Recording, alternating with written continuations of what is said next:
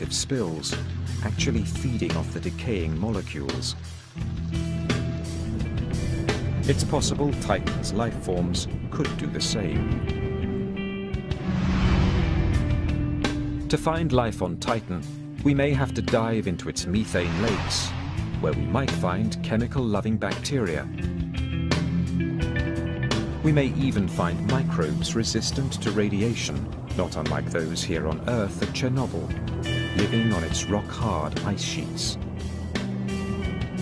Organisms that eat methane might give off heat, melting the ice, possibly creating another fountain for life. There's no doubt, life on Titan would be a strange brew.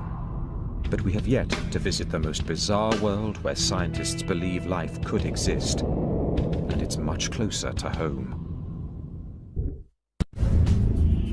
Our safari of the world's most likely to harbor alien life has taken us far. We've visited frigid deserts, submerged oceans, and methane lakes. But the world we are about to visit may be the most extreme of all. For our final stop, we are turning back toward Earth, to Venus, our closest planetary neighbor in the solar system. If life can survive here, it seems it could exist almost everywhere. To reach the surface of Venus, we have to fly through a dense layer of yellow clouds, 64 kilometers deep, with a composition similar to battery acid. The atmosphere here is 90 times heavier than Earth's, too heavy for a human to tolerate. On the ground, there are extinct volcanoes and lava flows as far as the eye can see. They cover 85% of the planet's surface. It is hard to believe Venus once had vast oceans.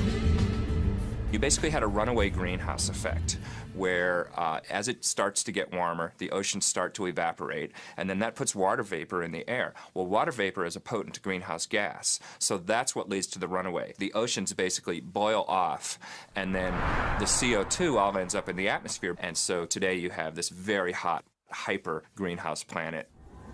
With temperatures around 460 degrees Celsius, Venus is even hotter than Mercury, the planet closest to the Sun. Not a surface hospitable to life. Life, as we know it, cannot exist on the surface of Venus because organic molecules would just be ripped to shreds by the hot gases. But we've stopped here, not because of what's on the ground, but what's in the air.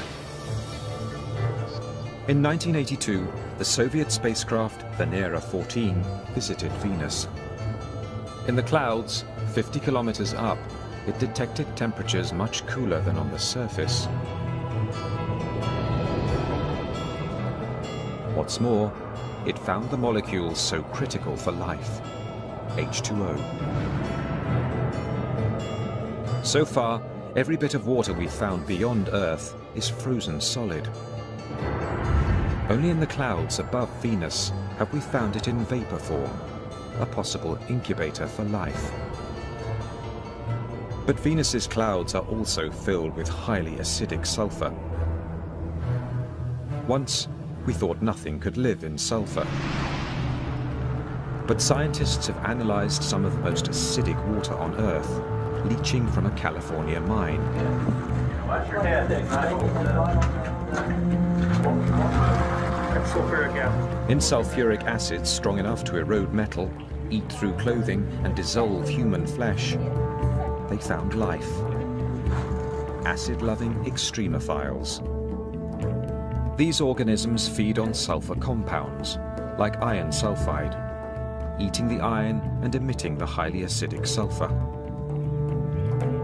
Do extremophiles like these float above Venus? Astrobiologist David Grinspoon likes to think it's possible. Maybe in the clouds of Venus there are some sulfur-based organisms.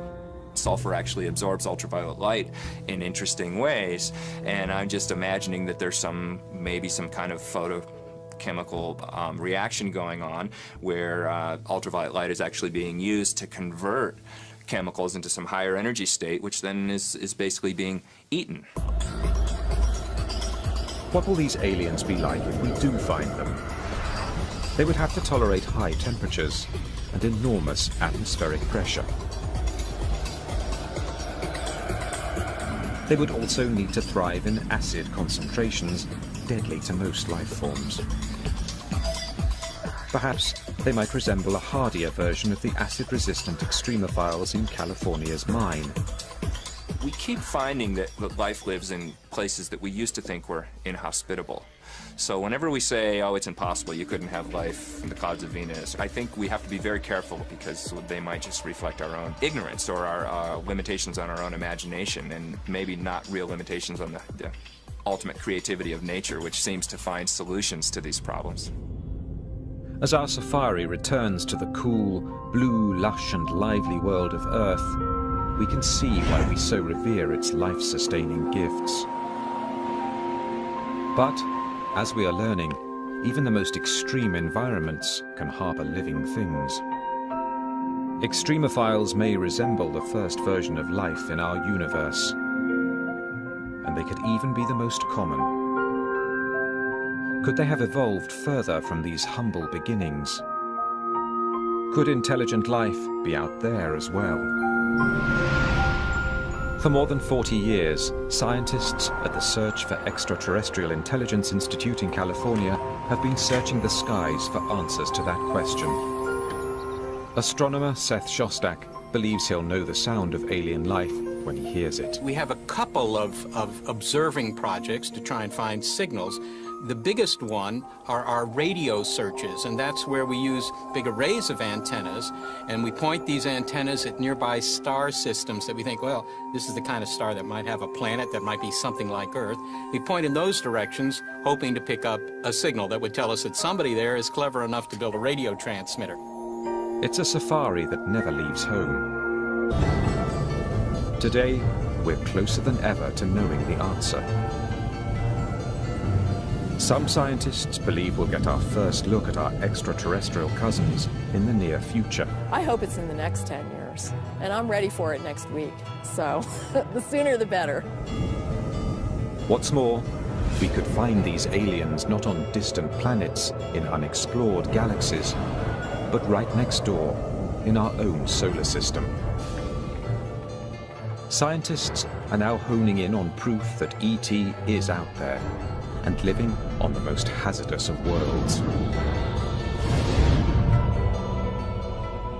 Our safari will journey to 7 destinations in our solar system to see just where these creatures could be and what they might look like.